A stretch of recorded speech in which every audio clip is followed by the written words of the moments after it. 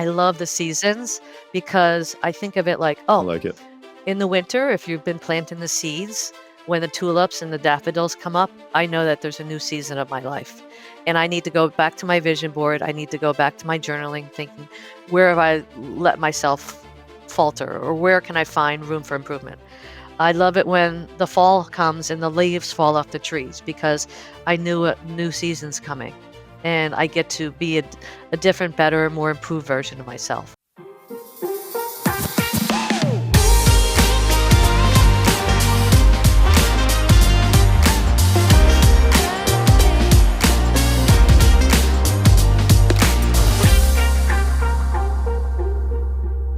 This is CBS Spotlight, and we are back with Kim Luthy, partner, director of wealth planning at Synthesis Wealth. Welcome back to the show. It's Abso-freaking-Luthy. Great to have you back with us today. Thank you. Great to be here. It's crazy how those things that happen in life teach you so much. I mean, as a single mother, what were the lessons or strengths that you developed to continue to, I guess, show up in your life today during those Oh, I tough think times? I think I learned, and this is what I tell women who I work with today, and I work with a lot of women who go through divorce or are suddenly alone or are alone by choice, that everything you need, well, some Mhm. women are. Everything you need and want is on the other side of fear. I I I didn't mind being a single mom. In fact, I found it sometimes easier than when I had a partner in the house. If you're married, you know what I'm talking about. Yeah, you have a way of doing things. They have a way of doing things, and I just knew the way I left the room, it would be the same when I came back. If I had a mantra or a lesson I'm trying to teach my children, that I was the one that was driving those conversations. I was confident in my own integrity and things that I wanted them to learn, compassion and kindness. So, as a single parent, I would, and especially in this business as a single parent, you can make your own schedule. You want to raise, you pick up the phone. I was very present. I was a class parent. I was the Mhm. T-ball coach. I ran the snack stand. We did fundraisers with the kids, whatever, whatever the school was going on, I was involved in the assemblies, wouldn't miss one of those. And I would tell my clients that too. Mhm. Listen, let's have this meeting a little bit earlier so that we can both be home to tuck our kids in bed. Does that make sense? Right? Rather than, because when I was first in That's the awesome. business before Yeah. children, I would work all hours at any time, go see anybody anywhere. And then I think as a single parent, you know what it did for me? It kind of made me hyper focused on the hours that I was engaged in the industry and then the hours to be present with my children. And it's not to say I didn't take calls, because that actually you say, well, you had to. No, I get to. I get to go away on vacation and in the morning go down to a conference room or something and do a few emails and make a few calls. So I know I'm giving kind of mixed messages here that I was present, but I also got to be in control of my calendar and my schedule, if that makes sense. So as a single mom, I think it's a great career for any women. Yeah, you have to find that balance, right? And it's like you want to pay attention to both sides of the house there, but you kind of have to Oh, set your boundaries, right? And then make yeah. sure that I whatever think you time hit you're it setting hit the alone nail is on the for head. that, It's right? And boundaries. then In the absence of boundaries, people are controlling you and your schedule. I remember when I first got in the business and, probably up until 10, 15 years ago, the phone rang, I would pick it up, right? Oh, if you want to talk to a client, I schedule everything now. Someone has a question, we schedule that. And not to say that I don't take a call. I mean, listen, we have these cell phones and we're available. And if someone calls me and I am away, I will send an email to my assistant. Can you call John or Mary and let them know that I'm away, but give them this answer, what have you. So, you know, trying to still be present, uh, Mhm. as much as possible. Right.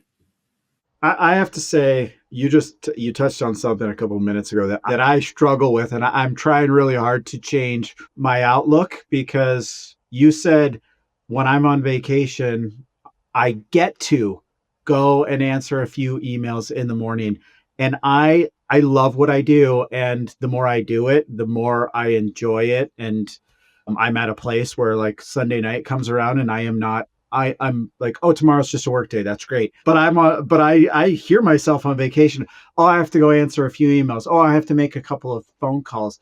That that mental shift to I get to, I think is huge, and it's something that I struggle with personally, and I'm trying really hard to change in my life.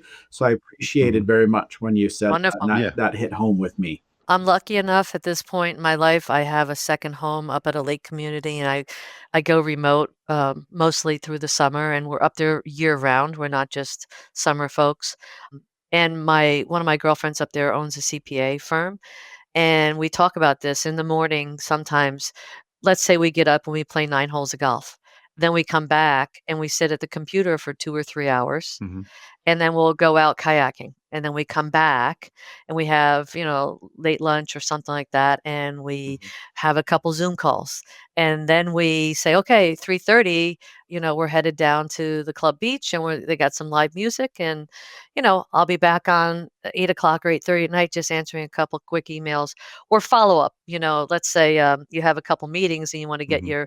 your notes out, right, and your follow up emails. But yeah, I think Yep. maybe that's the balance you were talking about, Eric. Mm. I don't know if Mhm. it's ever equal, but I think there are days where aren't we all in, like for 6, 7, 8 hours, you're on. And then there are other Yeah. days where you kind of Yeah. have a little bit lighter day. So yeah, I get to do this business and help people Yeah. with the boundaries that I set. Yeah, and I think it's weird, like, it's a misconception when you say balance that it has to be, like, 50-50 all the time, like, it's not. It's like whatever's comfortable for you, whatever Yeah. you decide is Yeah, I stopped the at right correcting balance, you right? about the And balance healthy for thing you, because I so wanted to say I don't really believe there's such thing as balance.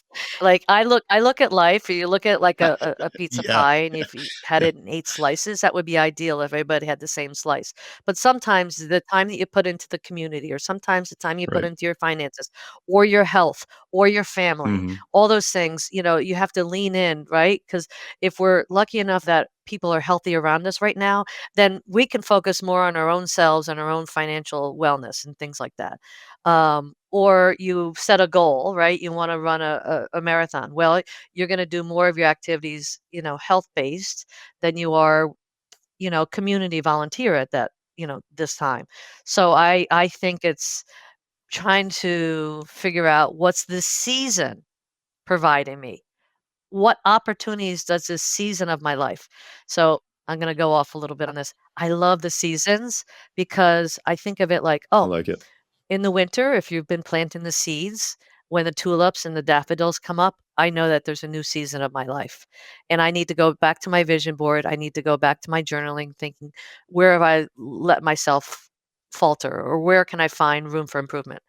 I love it when the fall comes and the leaves fall off the trees because I knew a new season's coming, and I get to be a different, better, more improved version of myself. So I don't know. I just want to mention about balance and seasons. It's changed the season.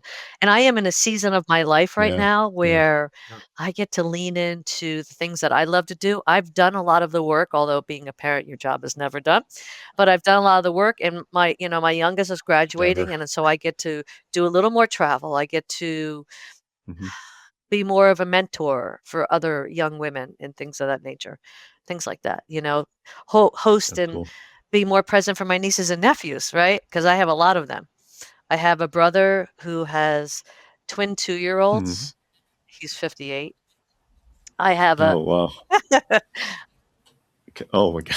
Hey, Yeah, it yeah, sounds we like could go, but I That's a whole have a story brother there. with twin 10-year-olds and a 7-year-old. I have a sister who has a 14 Uh, and a 13-year-old. mhm. I am Aunt Kimmy, and I get to lean into them as well as be there for my young adult children. recognizing where you are in the ebbs and flows of life, and while everything's important, to your point, Oh, things shift, right? Like things, and you have to be able to recognize that, which I don't think most people do a oh, good job please. of, and I Even don't with my son certainly. who's in Um, college and Yeah. graduating, and And I I'm trying to spend as much time with these kids as possible, and they're like, "Ma, I know you want to be friends, but you're my mom, okay?" I'm like, "Oh, okay." So I have to know when. yeah. I can't text him as often as I And like. now, I can't mom. call him as often as I like. So I get it.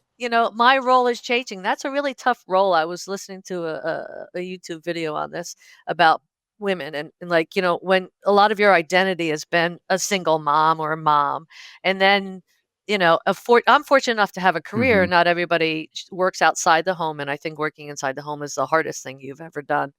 But I've been fortunate enough to have other ways to get out of the house, and work and, find my own identity. But it's tough deciding when to reach out and just making yourself available. I try and leave the decision. I said, I'd love to see you. Let me know when your schedule works for that. And if I leave it to just that, I don't know when. So I listen, we have a couple dates. Which one works best for you? That's all, and give them choices, right? Yeah. So Kim, we talked, just about, kind of work life balance, how you identify, in your life what is, maybe the most important thing at this time, the thing that your area of focus, whatever season you're in, as you put it.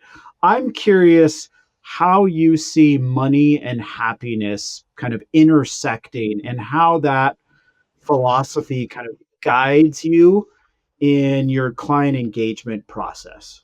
Well, I think it starts with your core values, understanding what they are. For me, mine is kindness, generosity, and growth, right? So if I can be kind and generous and I'm always growing, money doesn't really matter so much, right? Money doesn't create happiness. For me, money creates matter so much, right? Money doesn't create happiness for to be more present. When I tend to financial services industry, but money gives you choices. And that's what we all want. And I want to empower you to make good choices. So I think it's affected my career by when we do planning and financial planning and cash flow and so forth.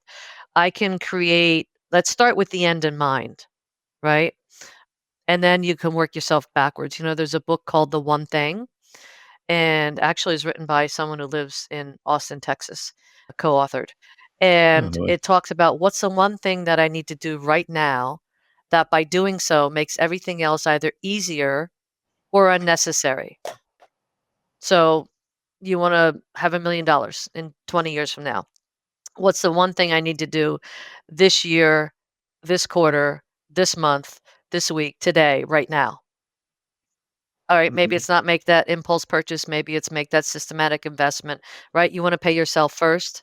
So Hmm. I think money really Hmm. provides us with choices. I mean, it allows me to be more generous. I said to my husband, he said, "You gave that guy a $50 tip." I said, "Well, he was with us all day at the wedding. He did a great job, and I know that he's working hard for, Hmm. the time that he spent there." I've been in his shoes.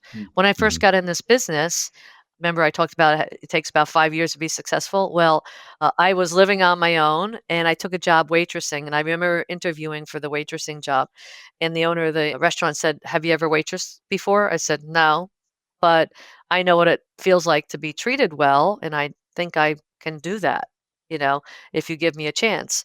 So, and again, back to you don't ask, you don't get. What's the worst thing someone's going to say to you? No. Yep.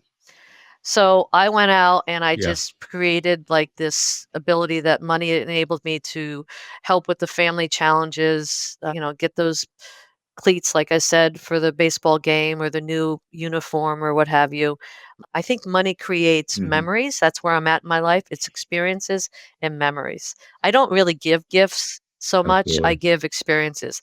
I want to get together with people and treat them to lunch or dinner. It could be coffee. It doesn't have to be extravagant. We don't have to be in the city somewhere. But when people, I look for friends who want to spend time together, and so we can do that hiking, we can do that hopping on a plane to Italy, we can, so I think your question was, what does money mean and how does that help with my clients and how does that intersect in my life? I think it allows me to be as generous as I love being. I just, I the more generous I am, the more filled my bucket feels. I almost feel kind of weird asking this, but I guess can you share an example of persistence? I guess a moment when not really giving up completely, changed the trajectory of your life or even your career. I I don't know how not to be persistent. I don't know if there's Mhm. any other way than to be persistent. I think every moment that has happened for me has been a result of my persistence. I wish sometimes that I could learn to just be Mm, and be still, Hmm. right? mhm, And I'm working on that. I'm still working on that. I'm headed mm. off to Costa Rica for the second year in a row to a women's wellness Awesome. retreat. Last year I went and I just said yes because this new season of my life, I'm just saying yes. Do Yeah. you know when you're growing up, at least for me, right? Everyone would say, say yes, say yes. You're going to live life to the fullest. And then we got to a certain age, at least as women, where we learned that no was a complete sentence. So then I started saying, no, I can't do that. Or Yeah. if someone wanted to network with me, sure, you call me. Like let Yeah. them, right? That's another book, right, that you guys Mm-hmm. are familiar with. Let Yeah. Yeah. them do Yeah. that, and then let me then be responsive and so forth. So I think I can't even think of an example where I haven't been persistent. This is an interesting question. And so being still when I go off for the second year to Costa Rica, when I said yes to that experience, I created a whole new subset of really wonderful women that are so supportive, allowed me to sit and be still and be reflective, to journal and come back kind of recharged and so forth. Mhm. There are people in this world who, when life hits them from all angles, I say, like, you want to get on the couch and pull the covers over your head and just like cry it out, and I do Mhm. that for about 5 minutes. And then I go, snap out of it, Kim. Let's go. Yep. Let's Let's go. go. Let's Yeah. go. So if someone has told me no, that's just all the more reason to turn it into a yes and to say, no, I'm not going to accept that no. So I guess just persistence. I can't even think of an example. It's just who I am. I'm just What's your persistent. middle name? That's my middle name. Yeah. Yeah. Yeah. What was it? Kim. Kim Possible. Impossible. Kim Possible. Impossible, Yeah. That. right? Yep. Yep. So, Yep. that's what they're like. You should be wearing, your superhuman outfit, with the big K. That's It's Kim fantastic. Possible Hmm. because I am persistent. Hmm. Yes. Love it. Kim Possible TM in case anybody's listening. Oh, yeah, trademark. That's Right. right. Right. Exactly. That. Yeah. Yeah. Yeah. So, All right, Kim, since your persistence is now your middle name, I'm going to ask you it's a two-part question, um, kind of two areas of focus. So, after nearly 4 decades, nearly, I said nearly, not 4 decades complete, right? I'd love to know, what legacy do you hope to leave for your clients, but also for other women who are entering or thinking about entering the RIA or financial services space? I hope they know that this is a wonderful career, that I've talked a lot over the last hour or so about being present for people and being in their lives and being a mama bear and being able to advocate for them. I want women to know that this is a great career to consider. Gives you options, and options are really awesome. I want people to believe in themselves. I want them to know that if it's meant to be, it's up to them to take responsibility. I don't want other people to think like, oh, it's someone else's fault. I know people who blame others, but you have to look at and take agency and and take responsibility for your own life. I want women to know that they deserve, and that if they've earned it, they should have a seat at the table, right? That to seek not only other mentors, but leaders in their lives.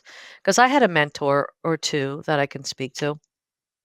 But what I really needed was a leader. And so it was through other women and relationships that through networking groups. And I talked about the one thing. I have a group of ladies that are women business owners that we kind of went out to that conference, that book. And they're all, oh, they're just badass women. They're just, mm, they don't take no for an answer. They're running businesses. Those are the people that you need to surround yourself by. And I think you should also be generous. I think it was Madeleine Albright said that there is a special place in hell for other women who don't help other women, right? Mm, mm, So I am always trying to raise mm, somebody up, whether personally or professionally, mhm. family members, cousins, sisters, nieces, and clients. male or female, honestly. I just want to help be an advocate for everybody. So I want them to be kind and to be generous with not only your knowledge, but your time, because people just need you to be still. I mean, you see it now, you hear these, you go into a meeting, don't take a call, don't put your phone on the table, keep it underneath in your purse, in your jacket, what have you, and be present. I think being Right. present, people Mhm. really respect that. I mean, that's why I like looking people eye to eye. Yes, we do, as we're Yeah. doing this podcast over, the internet and Zoom, what have you. I almost insist that ultimately that we meet people eye to eye, because that's where I think relationships are built. So Mhm. I want everyone to be able to share their unique perspectives and experiences, and to don't just be unapologetically you. When you bring your true authentic self to the table, Yeah. you can not only be successful in life, but in relationships. I mean, and especially the relationships that you're developing with your family and your children. Do you know that you can change Right. your DNA by the way you think for generations to Mm. come? So if you're putting out the positive energy, you're thinking positively, you're telling those that you love and the people that are around you, you can do and be anything that you want to be. That was actually one lesson I grew up in the 70s, and when, girl power Mhm. was, and I remember my mom had a t-shirt that said bought me, that says anything boys can do, girls can do better. Now, Mm. that's Oh, that was a commercial too, yeah, right? yeah. So Back I in the think day? I Yeah, owned yeah, the that was great. T-shirt, right? I was a card carrying Yeah, member, yeah. but Uh, anybody can do that, right? If you're a student of mhm, life. So mhm, I hope that I'm remembered in the industry for I don't know, my fun approach to things. I'm as transparent with clients about what's going on in my life as likely they are providing me with that trust and transparency on theirs. I will tell you that mhm. I've had challenges. I don't want you to think all of this came so easy and that I didn't have a few hiccups. I made mistakes. And but then I said, okay, again, what is this trying to teach me? So I hope that my legacy is that I've shown that they see me as someone who's shown compassion and care and concern, and that has made them feel as special as they are, and that they should do it with a smile on their face and with some zest, a pep in their step. And if you're not having fun, whatever you're doing, with whomever you're doing it, stop. Just Right. shift gears, find what brings you joy, right? Because happiness is temporary, joy has more permanency. So I hope I'm Mm. just remembered for bringing my best version of myself to the table as often as I can. Well, thank you for joining us on another episode of CBS Spotlight. Kim Luthy's journey reminds us that resilience is built one choice at a time and that leadership often grows out of life's most challenging moments. If today's conversation resonated with you, we invite you to continue exploring Kim's work, her webinars, and her insights on living with purpose. And also, please don't forget to like and subscribe. We'll see you next time. Thank you. Bye bye. Thank you. Yeah.